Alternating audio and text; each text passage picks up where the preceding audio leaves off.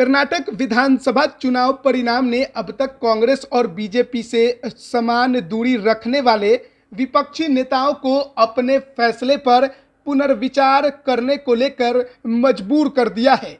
हिमाचल प्रदेश विधानसभा चुनाव के ठीक बाद कर्नाटक में लगातार मिली दूसरी जीत ने कांग्रेस को एक मजबूत प्लेटफॉर्म पर खड़ा कर दिया है।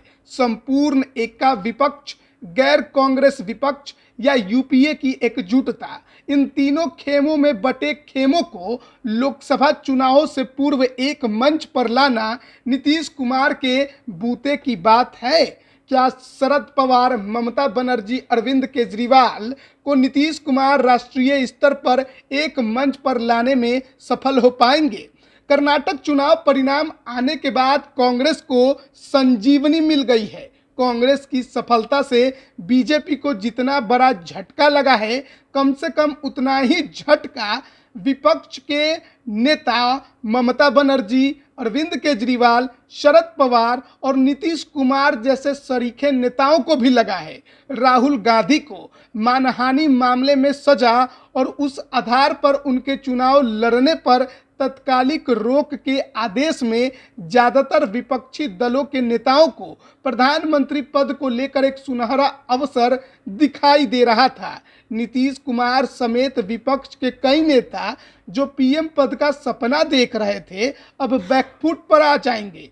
विपक्ष में बिना किसी मशविरा के शरद पवार को विपक्ष को लीड करने का मुंबई में जाकर न्योता दे आए नीतीश की अहमियत भी अब घटेगी। यकीनन कांग्रेस अब अपने किसी नेता को ही आगामी लोकसभा चुनाव में पीएम फेस बनाएगी। कर्नाटक चुनाव परिणाम से उत्साहित कांग्रेस ने पहले भी प्रधानमंत्री पद को लेकर अपनी रणनीति सार्वजनिक नहीं की थी, जिससे प्रधानमंत्री पद का सपना देख रहे विपक्षी नेताओं में एक अवसर की उम्मीद जगी थी। कहा जाता है कि नीतीश कुमार को विपक्ष का मन टटोलने के लिए कांग्रेस ने काम जरूर सौंप दिया था। नीतीश इतने उत्साहित थे कि वे खुद पीएम फेस बनने से इनकार तो करते रहे, लेकिन पवार के पास विपक्ष को लीड करने का न्योता दे आए।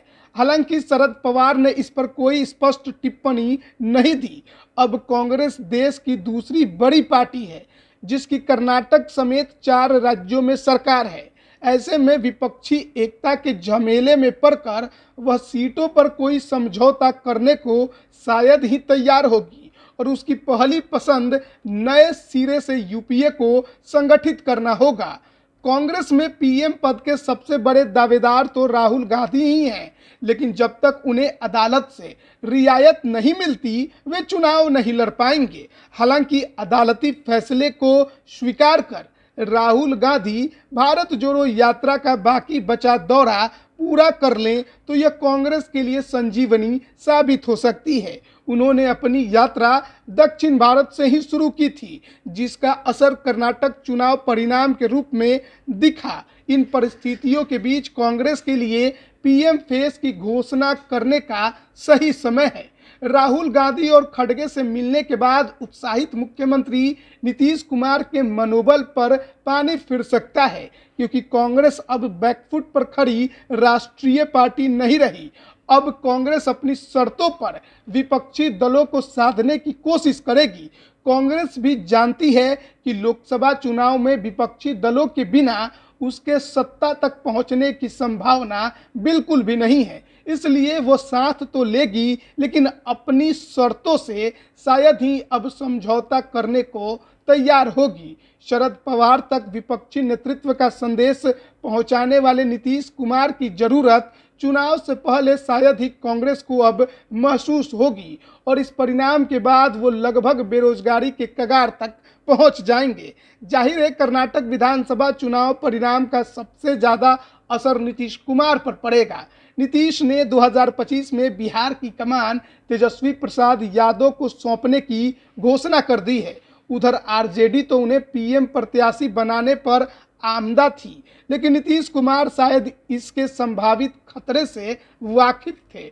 उन्हें पता था कि 7 दलों के बीच सीटों के बंटवारे में उन्हें 10 से 12 सीटों से अधिक नहीं मिलने वाला। यही वजह थी कि एक तरफ उनको पीएम प्रोजेक्ट करने वाले पोस्टर कभी आरजेडी तो कभी उनकी पार्टी जेडीयू की ओर से लगते रहे, तो दूसरी ओर वे पीएम पद की रेस से खुद को बाहर बताते रहे। कांग्रेस की मोनोपोली तोड़ने के लिए पश्चिम बंगाल की मुख्यमंत्री ममता बनर्जी ने विपक्षी दलों की बैठक पटना में बुलाने की सलाह नीतीश कुमार को दे डाली थी। इससे उत्साहित नीतीश कुमार ने इसकी तैयारी भी करना शुरू कर दिया था। संभावित तारीखों पर मंथन भी शुरू हो गया। लेकिन कर्नाटक चुनाव परिणाम आने के बाद एक बात तो स्पष्ट हो चुका है कि राष्ट्रीय पार्टी कांग्रेस अब लीड रोल में आपको नजर आएगी और अन्य क्षेत्रीय पार्टियां अब उसके शर्तों के आधार पर ही यूपीए के साथ गठबंधन करने को मजबूर होंगे। अगर ऐसा नहीं हुआ तो फिर से आपको एक बिखरा हुआ विपक्ष देखने को मिल सकता है। लाइव बिहार यूट्यूब पर सब्सक्राइब और फेसबुक पर लाइक जरूर करें।